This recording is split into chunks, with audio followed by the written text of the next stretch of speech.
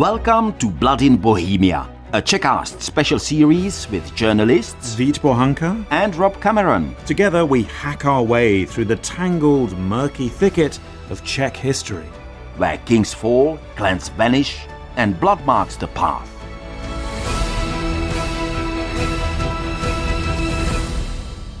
So, Rob, let's start with a little kind of a reminder that in our previous episode of Blood in Bohemia, we told the story of the second defenestration of Prague in 1618, which in fact was the third, but let's not get too much into the detail. And that was the situation when a group of angry Protestant nobles hurled two imperial governors and their secretary out of a window at Prague Castle. But remarkably, all three survived. They did indeed, but the event itself triggered a rebellion that would change the course of Czech history. The Bohemian Protestant estates rose up against their Habsburg king, elected a new monarch, and for a brief moment seemed to have seized control of their own destiny. But then, of course, came defeat. And that was in November 1620, when the rebel army was crushed at the famous Battle of White Mountain, Rob, not a mountain. No, we'll get on to that. Sorry, Vít, I interrupted you. Carry on. But what followed was not only the end of the uprising, but the beginning of a political and religious transformation that would shape the Czech lands for centuries. Indeed, and it culminated in one of the most famous public executions in European history, perhaps something that every schoolchild in Britain has heard about. And on the morning of June the 21st, 1621, 27 leaders of the Bohemian Revolt were led from Prague's Old Town Hall to a scaffold erected in the middle of the Old Town Square. Some of them were noblemen, others were knights, scholars, burghers, and together they were to pay the price for this rebellion against the Habsburg emperor. And one of the most vivid descriptions of that morning comes from Pavel Skala ze Zhoře. That was a Bohemian writer, a chronicler, who lived through the events of the 30 Years' War and devoted thousands of pages to recording them. And this is how he described the scene in Prague as the executions were about to begin.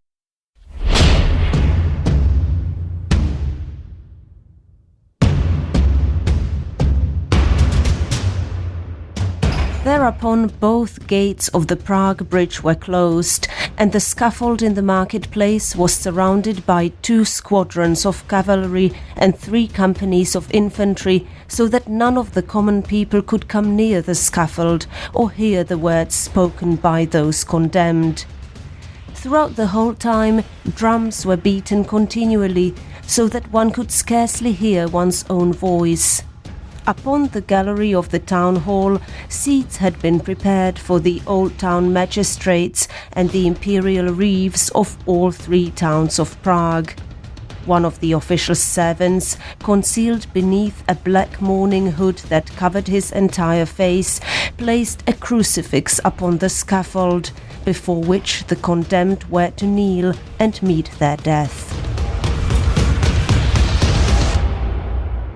But before we witness the executions themselves, let's step back for a moment. The men gathered in Prague's Old Town Square on that morning in June had not simply taken part in a riot or a conspiracy. 3 years earlier, they had, of course, helped launch one of the most dramatic rebellions in Czech history.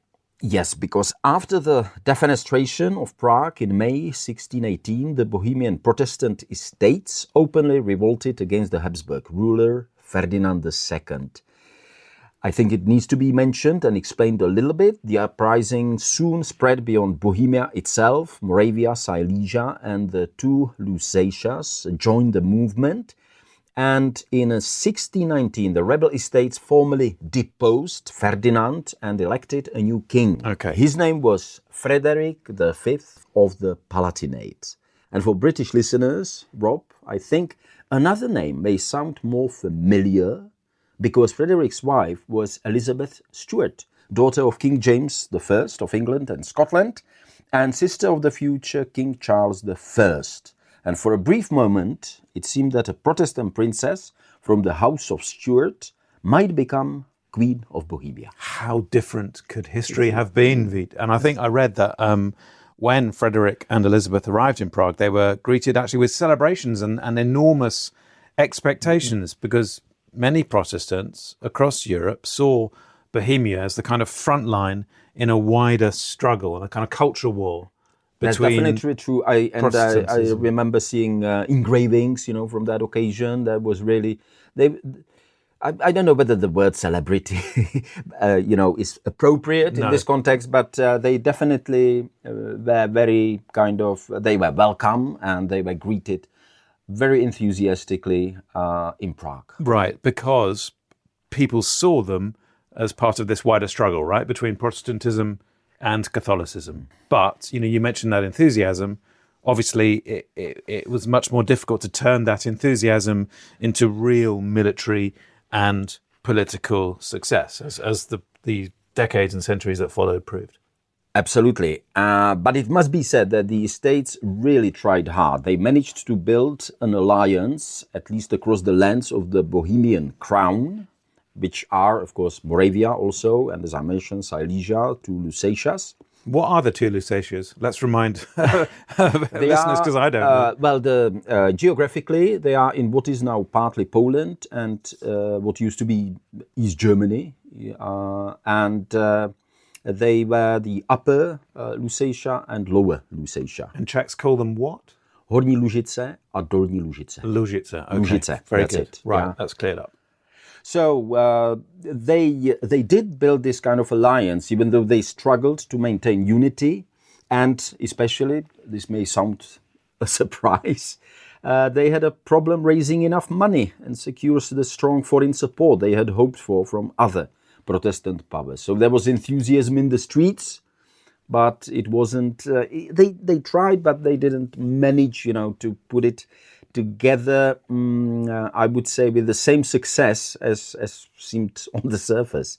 Meanwhile, of course, Ferdinand II was gathering powerful allies of his own among the Catholic kind of leaders of Europe. He secured the backing of the Catholic League and of Maximilian of Bavaria.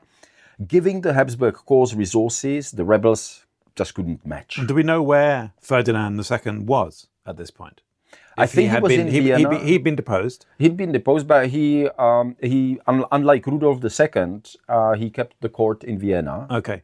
So, he was probably traveling a lot, but his base was definitely in Vienna. All right, okay. But then what we do know is that on November the 8th, 1620, everything changed. And now we get to the Battle of White Mountain, just outside Prague, Rob. And I think you are kind of shaking your head a little bit now. Well, all I would say is that, I do remember deep back in the mists of time at school learning about the Battle of White Mountain.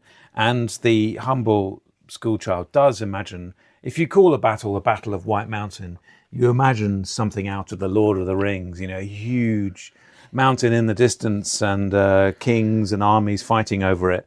And so it is with some disappointment, Vít, when you first visit Prague and get on the number 22 and take the tram all the way to the end and get off and go to Bílá hora or White Mountain to realise that it is not a mountain. It is not a mountain at all. As you said, I think it is not even a hillock. No, it's just, I really find it difficult to call it anything. But don't you Czechs find that funny, to call this a white mountain? I suppose we got used to it so much. It's so much in the kind of general consciousness that we don't, think about it. But let me mention one more thing, a slight diversion. I recently saw the epic film about Napoleon. Epic movie, great movie. And it showed the Battle of Austerlitz. And from the look of the film, you would think that it was somewhere in the Alps, nearly, or right. At least, the wooded area. So if you are under the impression that the Battle of Austerlitz happened in such a terrain, and then you come to the real Austerlitz. It's still vaguely impressive, especially when you see these battle reenactments but it's Austerlitz. yeah, that's true. But it's nothing compared to a slight mound in the ground near a tram stop, is it? That's right. So anyway, back to the Battle of White Mountain. It's often described... White Hillock, maybe we should call it. White Hillock. So it's described as a little more than an hour that it took place, and certainly no more than a couple of hours. But the consequences of this battle would shape the Czech lands literally for centuries. Indeed, it would. And in fact, just to interject a final personal anecdote, I actually know someone who lived right opposite the site of the battle. He's actually a Czech ambassador now. I won't mention which country, but when he first took me there, he said, this is where it all ended for us, Rob. Basically, this is where the fate of the Czech nation was changed irrevocably. So as we've said today, White Mountain, Bílá hora, it's a peaceful place. It's in Prague today. I guess it wouldn't have been considered as being in Prague back then. But not back then. No. Since the 1920s, I think it became part of Prague 6 now. Exactly, because today, you'll find a pleasant open park, paths, people walking their dogs, some very old trees, and of course a very distinctive Baroque pilgrimage church, the Church of Our Lady Victorious, yes. And nearby stands the wonderful Star Summer Palace, Hvězda, right. Which is a remarkable Renaissance hunting lodge, painted in this beautiful white. I'm not sure if that's the original colour, surrounded by what was once a royal game preserve. And it's hard to imagine that this very peaceful, quiet corner of Prague was once the scene of a battle that really did change the course of Central European history forever. So the rebel army occupied the high ground, but its position was weaker than it appeared. Many soldiers had not been paid for months because of the troubles that we just mentioned a few minutes ago. Mm-hmm. Morale was poor, and some units were already considering retreat. The Imperial and Catholic League forces, on the other hand, were commanded by experienced generals, and they launched an attack against the rebel positions in the late morning. So the fighting itself was surprisingly brief, although the battle has become one of the most famous events in Czech history. It really lasted just probably a little more than 1 hour. The decisive moment came when Imperial troops broke through the rebel left flank, resistance quickly collapsed, and large parts of the Estates army fled the battlefield. And, not to labour this point too much, Vít, but what is there today to remind visitors and tourists of what happened there? Presumably not much. Not much. There's a little kind of monument. That's right. It's a mound of stones or something, isn't it? Yeah, in the middle. Yeah. And, when you think about it, why should we celebrate a great defeat? A great defeat, yeah. It's, as you mentioned, pleasant park on the western edge of Prague, I would say. It's definitely popular with walkers, runners and families. We mentioned the Letohrádek Hvězda. It's actually a place, I think, cricket is played there. It is, absolutely, yes, yeah. It is. Yeah, it's where the British and Indian and Pakistani and residents Australian of Prague, residents of Prague go to play cricket in the summer. Yeah. Absolutely, yeah. So the battlefield has largely disappeared, I would say. We can say that the fields where the armies fought have long since been absorbed into the expanding city. But again, if you walk through the park, you are still standing on the ground where the fate of the Bohemian Revolt was decided on that fateful date, the 8th of November, 1620. And there is, still magic in that. Yeah. To be able to walk these fields where these incredibly consequential battles and struggles and conflicts took place is a fantastic thing, and one of the best things about living in this city. And going back to my school days, if I remember correctly, militarily, the Battle of White Mountain was not one of the biggest battles in the 30 Years' War, but politically, it did have enormous, far-reaching consequences. Yeah, absolutely right. I was actually trying to find out, what happened to Prague, for example. Prague later on in other wars in 18th century, even in the 19th century, was bombarded or something like that. And nothing like that happened back in 1620. But politically, it was a complete collapse. Within days, Prague surrendered completely. The Bohemian Revolt was over. The Winter King and Queen fled into exile together with many leaders of the revolt. Others, however, Rob, stayed behind. Some hoped for mercy, but instead dozens were arrested and charged with treason. Among them was one of the most prominent noblemen in the kingdom, Count Joachim Ondřej Schlick. He was extremely rich. Yes, was indeed. And so he was very rich. He was a member of Bohemia's wealthiest and most influential Protestant families, and he'd played a leading role in the uprising, Count Schlick, and he'd served in the rebel government and became one of the most visible representatives of the estate's cause. And so obviously, to the victorious Habsburgs, he was, in a sense, the embodiment of this rebellion. He was its leader, he was its head, and so coming forward to the morning of June the 21st, 1621, he became the first man who was led from Prague's old town hall onto the scaffold. And once again, we turn to the chronicler Pavel Skála ze Zhoře.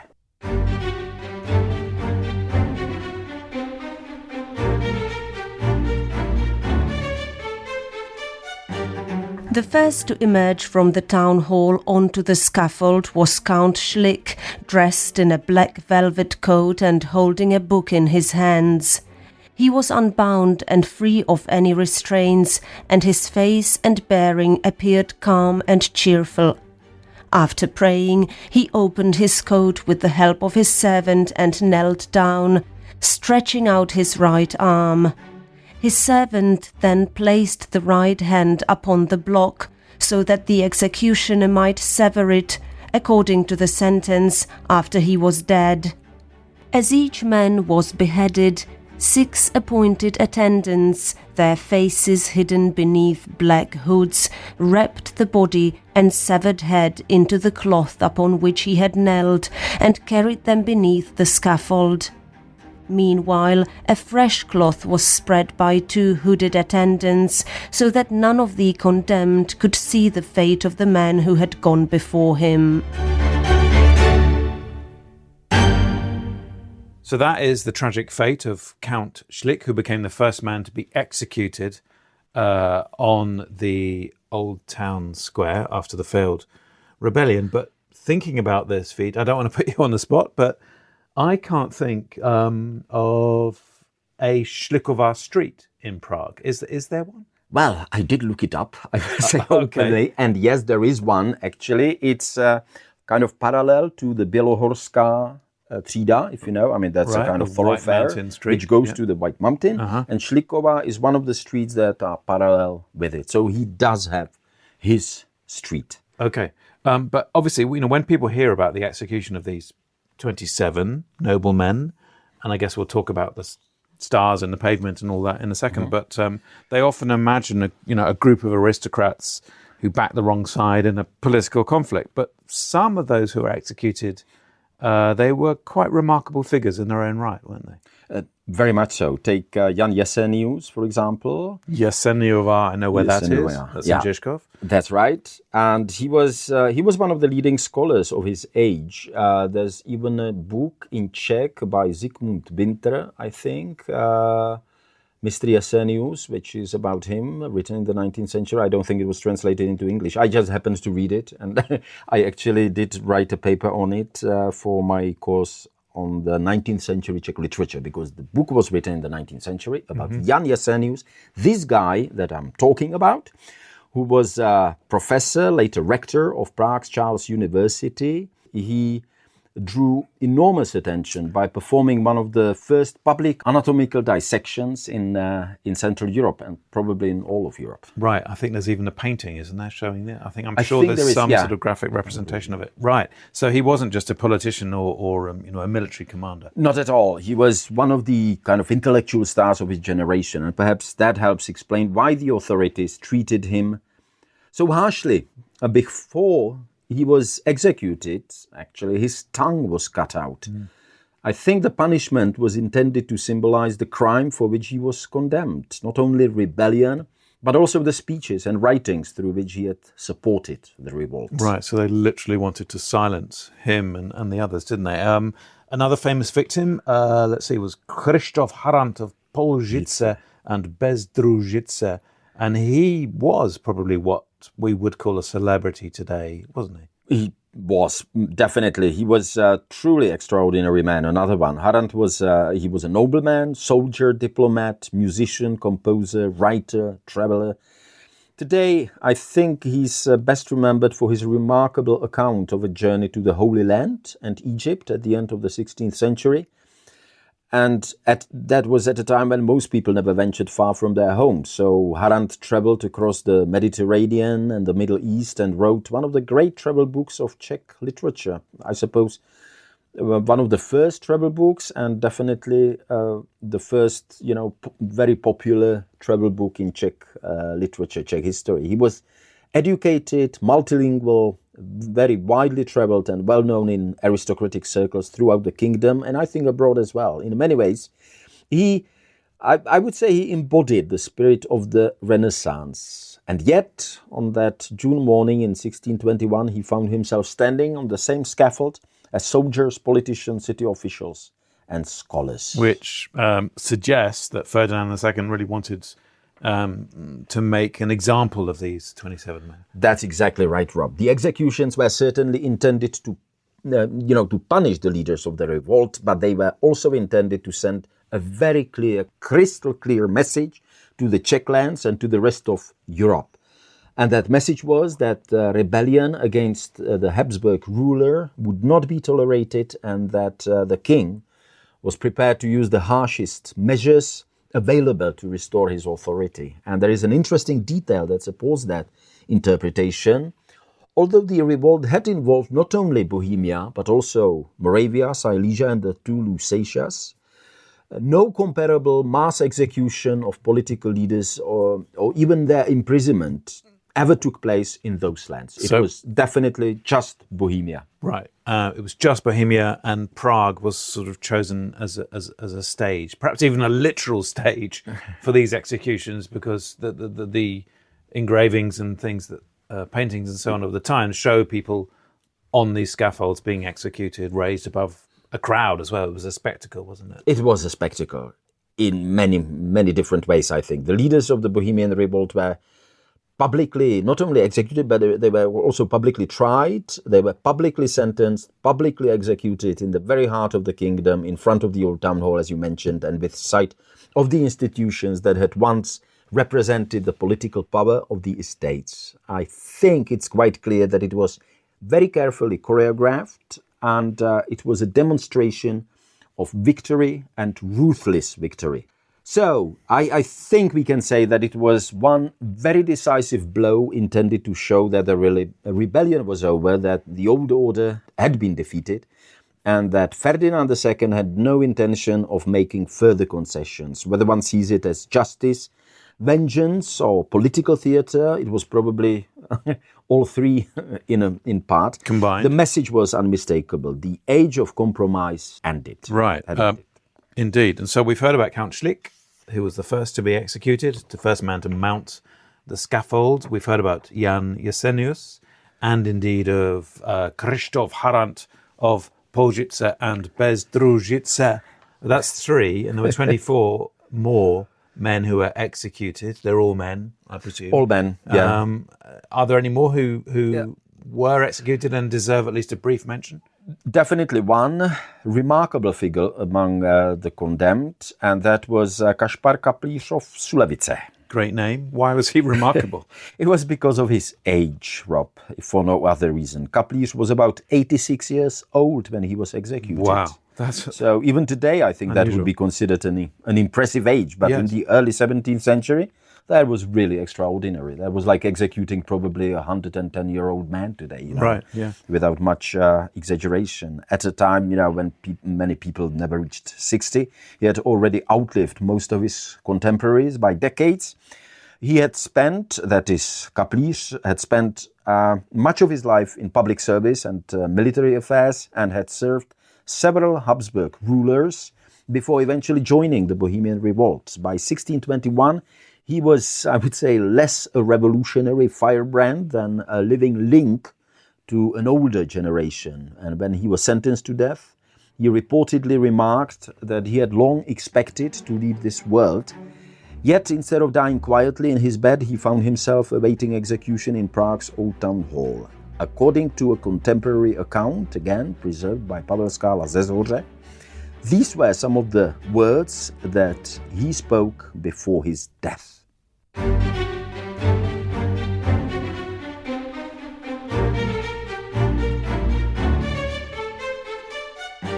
Behold me, a wretched old man. Long have I prayed to my dear Lord God that he might be merciful unto me and release me from this world, yet it was not so.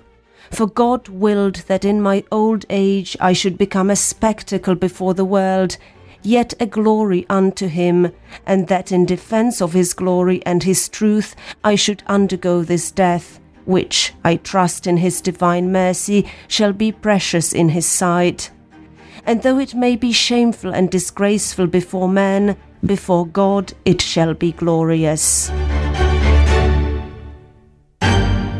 That's really quite moving, isn't it? I mean, certainly I've never heard about that. I've never heard that this elderly man was one of the 27 who were executed on the Old Town Square. So they're really remarkable words for a man facing a horrible death, a public execution. They are, and whatever we may think today about the revolt itself, because it was obviously a failure in the end, many contemporary accounts describe the condemned men as meeting death with striking calm and dignity. That impression was shared by Pavel Skála ze Zhoře, whom we quote today, although he lived through an age of, that was marked by rebellion, war, political violence.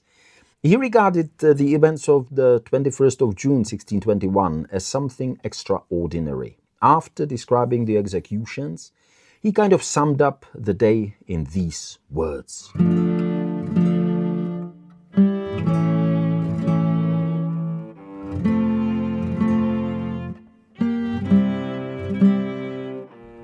The bodies of the executed, and in some cases their severed heads, were placed into coffins prepared in advance and released to their wives, children and relatives. They washed and prepared them for burial, and under cover of night they were quietly carried by friends and family to their chosen burial places. Many other members of the Berger estate still remained imprisoned in the town halls of the 3 Prague towns.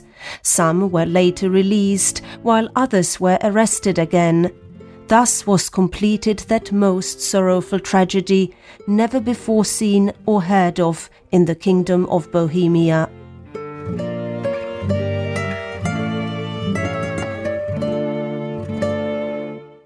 And as I understand it, Vít, this is not really where the story ends, is it? Because Ferdinand wants to send this message. He has these people executed in the most public of fashion in the heart of the old town of Prague on the Old Town Square.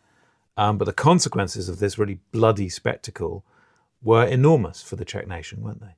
Absolutely. The executions were only the most visible, I would say, part, the spectacle, of what followed after the defeat of the Bohemian Revolt. But by that time, many Protestant leaders had already fled, and they had fled, directly after the Battle of White Mountain.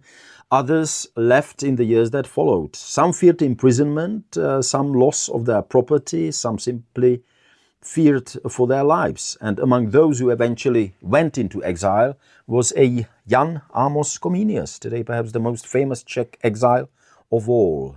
I'm just curious, did you know about Jan Amos Komenský before you came to Bohemia? I never did, no. I never heard of him. I believe, and I'm definitely no expert in this area, I think he's someone who's more famous in European countries, other European Continental countries. Europe, probably. Yeah, I think, in Germany, in the Netherlands, in France, the name Comenius will perhaps mean more, at least at a sort of school level, than in Britain. I'd never heard of Comenius until I moved here. I think you are absolutely right, because when I was correspondent in Brussels, I used to go to the Netherlands quite often, and I actually visited the place where Jan Comenius is buried. Yeah. There's, if I remember correctly, there's a small museum. And I did an interview with a Dutch historian who told me a kind of interesting thing. This kind of Czech exile Protestant, what would we call him? He's called officially the teacher of the nations, because he developed teaching methodology. And methodology that's used not only, of course, in Czech schools, but maybe even across the world. Yeah. And and he was trying to spread peace in this, terrible time of the 30 Years' War. He was never able to come back to Bohemia.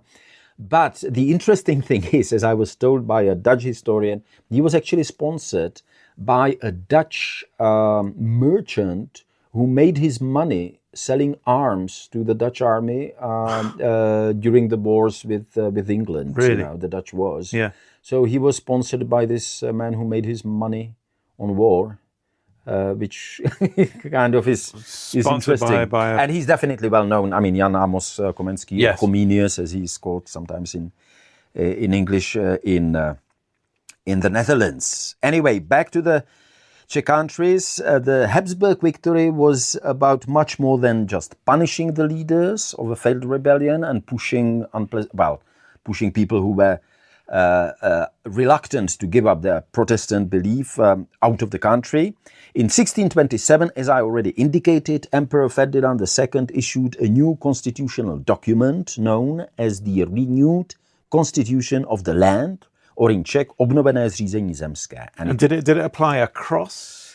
It didn't, and I will explain right now. It fundamentally transformed the Kingdom of Bohemia, reducing the political power of the estates and strengthening royal authority. And it didn't apply, actually, first over Moravia, but it did start applying in Moravia in 1628, 1 year later.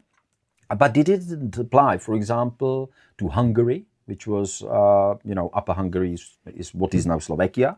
So a lot of the people, the Czech Protestants who left, they actually left for Hungary. I see, as well. where there was a modicum of greater religious freedom. There, at that time. As long as you didn't make too much trouble, presumably. Right. Didn't I mean, if you kept, within certain boundaries, I would say. The Protestantism, especially Calvinism, I think, was quite strong in what is now Hungary. It didn't apply, this new document, also to Silesia and the Lusatias. So Comenius actually first left for what is now Poland, and only later went to Western Europe. We now call it Poland, but at that time it was part of Silesia, which was predominantly German-speaking. And a lot of the people who left, so they could still stay within the geographic boundaries of the Habsburg. It wasn't officially empire at that time, but the Habsburg holdings, Habsburg lands. But they couldn't stay definitely in either Bohemia or Moravia. And as it proclaimed, I just have this. It's a long, very legal document, but it basically says and declares that, and I quote, "The Roman Catholic religion alone shall endure and be preserved in this our kingdom of Bohemia." And that word alone is doing a lot of heavy lifting, isn't it? It's a short sentence, but it's one that has enormous consequences. For centuries, the Czech lands had been home to a remarkable variety of religious traditions, as we mentioned in basically, I think, 2 now previous episodes. There were Hussites, Utraquists, Lutherans, members of the Unity of the Brethren, and Catholics, of course. And they all lived here, sometimes peacefully, sometimes not. But now the state officially recognized only one faith. And a similar arrangement was introduced in Moravia, as I mentioned, next year. Non-Catholic nobles were expected to convert. Many people converted or leave. Protestant clergy were expelled. Thousands of families chose exile, but it needs to be added that a lot of them actually lived 2 lives. Well, they officially declared as Catholics, but many of them still read Protestant books. At home, in private. Yeah. Yes. It did survive in some cases. Right, that's fascinating. So the executions really were just the beginning of this. That's right. The scaffold in Prague's Old Town Square was the dramatic, I would say, climax of the Bohemian Revolt, and bloody climax of the Bohemian Revolt. But the deeper consequences unfolded over the decades that followed. The old Protestant elite largely disappeared.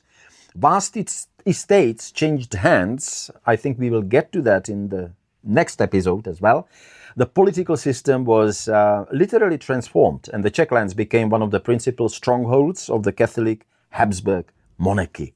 And I call it like that, on purpose. It was Catholic, For many generations of Czech historians, the events of 1621 came to symbolize not merely the defeat of a rebellion, but the end of an entire chapter of Czech history.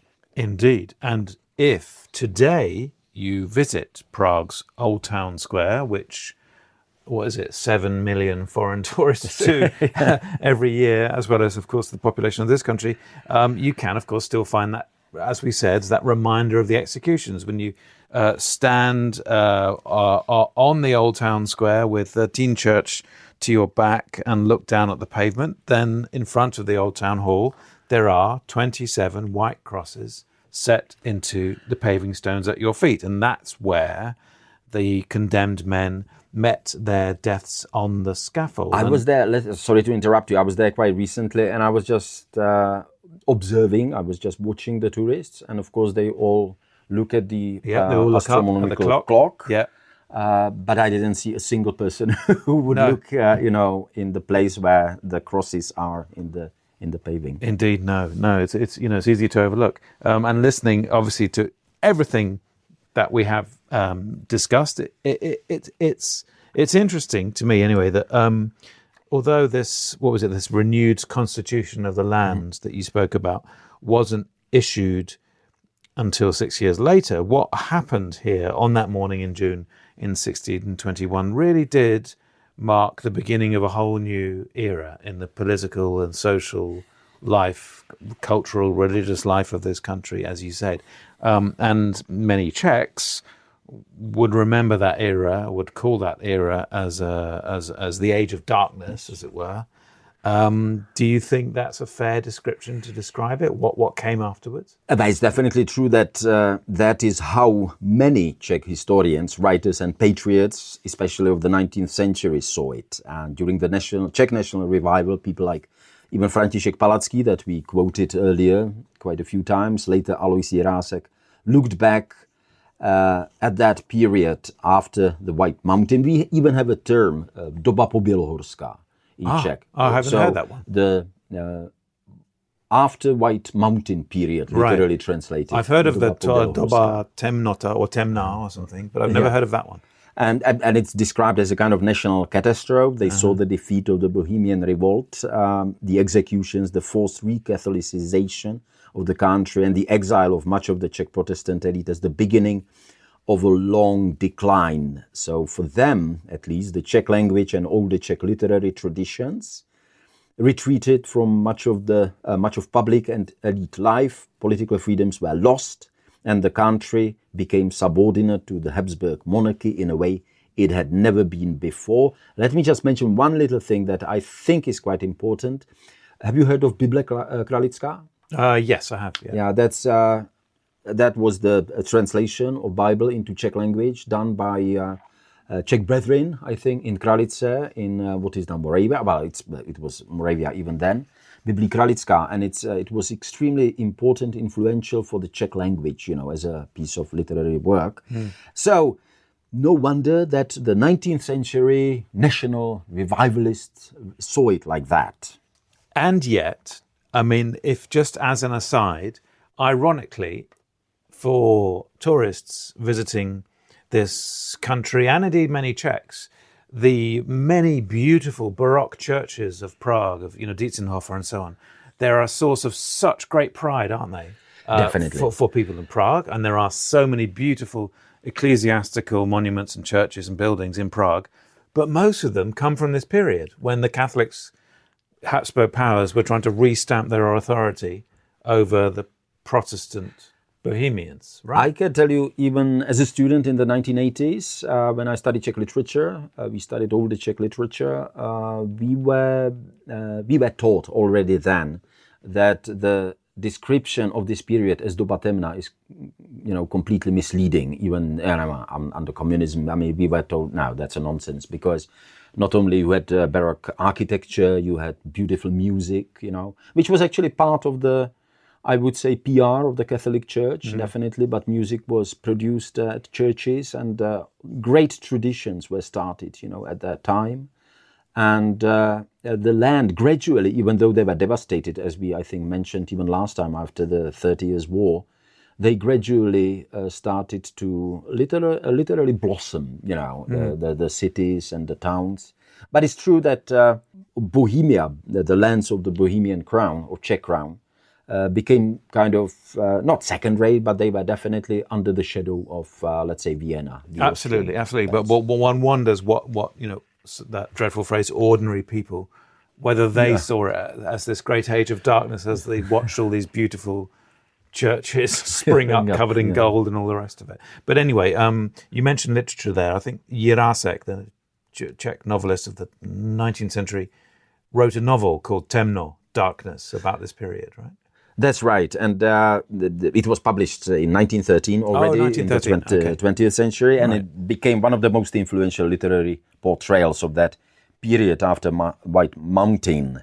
So for generations of Czech readers, it helped cement the image of the 17th and early 18th century as a time of religious persecution, censorship, exile, and national decline. Maybe we should mention, and you will probably know this, when Protestantism was again allowed to be practiced in the Czech lands. I do not know this. Joseph II, toleranční patent of the late 18th century. Yes. And Protestant churches were allowed to open, but there were limits. I mean, they, for example, couldn't be in the village green or something like that, or they couldn't open to the village green. They had to be kind of pushed aside a little bit.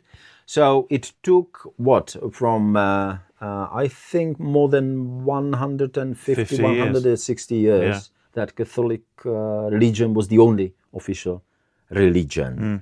And what I think really cemented this, feeling that it was a great tragedy for the nation was the fact of the figure, I would say, the personality of Jan Amos Comenius that we talked about, because he was, not only was he a great kind of intellectual writer, teacher, he was also a bishop of the Unity of Brethren. And after the defeat of the Bohemian Revolt, he kind of lost his homeland, as we mentioned. Yet, even in exile, he refused to give up hope. And in one of his most famous works, The Testament of the Dying Mother of the Unity of the Brethren, published in 1650, he addressed future generations of Czechs with these, I think, truly remarkable words.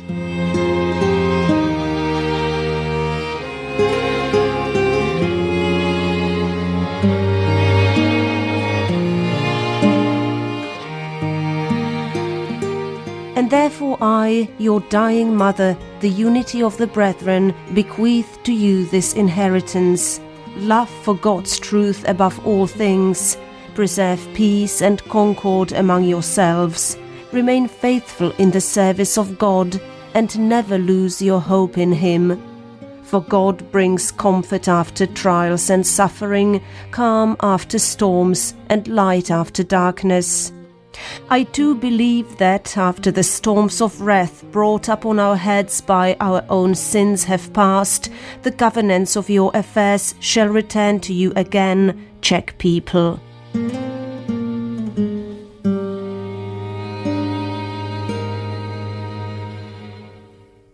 And those remarkable words, they would become, famous far beyond Comenius's own lifetime. They did. For many generations of Czechs, they sounded almost like a prophecy. And they were definitely quoted by patriots, historians, and politicians during the Czech national revival in the 19th century, when people were kind of searching for a connection to a past that they believed had been interrupted by the defeat of the White Mountain. But interestingly, the story didn't end there, because after the Soviet-led invasion of Czechoslovakia in 1968, many Czechs again drew parallels with earlier national defeats, including White Mountain, and the famous words of Comenius about the day when, quote, again, the governance of your affairs shall return to you again, regained a powerful symbolic meaning. And that connection became especially visible through the singer Marta Kubišová, one of the most popular voices of her generation. emocí tvých zpět se k tobě navrátí. Lidé navrátí. So, you could hear this song from your radio at a time when many people felt that their country's freedom had once again been taken away, and that message of Jan Amos Comenius, that message of hope, found a new audience nearly 3 centuries after it was written. One thing that does occur to me as we record these episodes, Vít and I get to know a little bit more about Czech history, is that it seems to me as an outsider that Czechs are constantly reliving their past failures and defeats and humiliations in their present struggles, as it were. They constantly turn back to them in the way that perhaps more recently Brits, hark back to, their defeats and victories in history. But it seems like the Czechs are always sort of returning to them, like sort of reopening these ancient wounds as they struggle with. It's very interesting that you say that, and it's definitely true. You could feel that a few years back when we had the 100th anniversary of foundation of independent Czechoslovakia, which is something to celebrate. But then it's 1938, which was the Munich Agreement. Yes. Then it's 1948, the communist coup d'etat. 1968, which was the Soviet-led invasion. And you could see that we Czechs in general, I know that all generalizations are not very precise and can be misleading a little bit, but we Czechs tend to kind of dwell on these famous defeats more than perhaps other nations, which I saw when I was in Poland, for example. So the Poles definitely concentrate more on their victories, even though they suffered, especially during the World War II, much harsher punishments by the Nazi Germany than the Czechs, but they still celebrate it in the end as their victory because they survived. But that's how Czechs see that in the end, I think, as well. Right. Definitely, I think every generation has interpreted, especially the years 1621 and the Battle of the White Mountain, differently, but the questions they raise about freedom, I think loyalty, faith, political power, and national identity have remained, as it shows, surprisingly relevant right up to the present day. Sure, yeah, and I think that's not really that surprising, is it? But I mean, I'm just briefly going back to the 17th century again. Historians today are perhaps a little more cautious, as we've mentioned, about describing everything that happened here in this country after 1620 as an age of darkness. It's a bit more nuanced for them, isn't it? It is, and what is interesting to me, that it actually gave birth to architects like Jan Blažej Santini Eichel, who's arguably probably the most famous architect of the Czech Baroque. Very, very particular, I would say, in his style, where he mixes Baroque and Gothic. Musicians, Mysliveček. There are so many names that actually came from this period of darkness, as Jirásek called it, as we mentioned, who actually made Bohemia quite famous as well. And names that Czechs would regard with great pride as Czechs. Right, yes. Yeah. Even though, as we usually, when we start talking about it's a little bit more complicated. Some of them could have spoken German, rather than Czech, but they would still consider themselves Czech. Yeah. So I think that the story that we can say, it's in the end kind of optimistic. It says, yes, we can rebuild the country and we can emerge even from a catastrophe like that. Right, and in a sense that this great catastrophe, these executions, the defeat, the crushing of the Bohemian Revolt, it helped, in a sense, create the Czech nation that we see today, and perhaps those executions on the Old Town Square achieved the very opposite of what Ferdinand II intended. That's right, and at least in some cases. We did mention Jan Jesenius, one of the leading scholars of his age. Krištof Harant who was a traveler, writer, composer. They were remarkable men in their own right. But, Rob, I really wonder how many people would really know their names today if they hadn't died on that scaffold in Prague's Old Town Square. Indeed. And so in trying to make an example of them, the authorities may have merely succeeded in helping make them immortal. In a way, martyrs, I think. 400 years later, we are still telling their story. Indeed we are. And we have just embarked and completed another journey into the darker corners of Czech history. And another chapter of blood in Bohemia. Thanks for joining us on Blood in Bohemia, part of Czechast. With Vít Pohanka And Rob Cameron. If you enjoyed the episode, tap follow, leave a review, or recommend us to a friend. It really helps us keep going and create more series like this one. So until next time, stay curious about the Czech past On Czechast.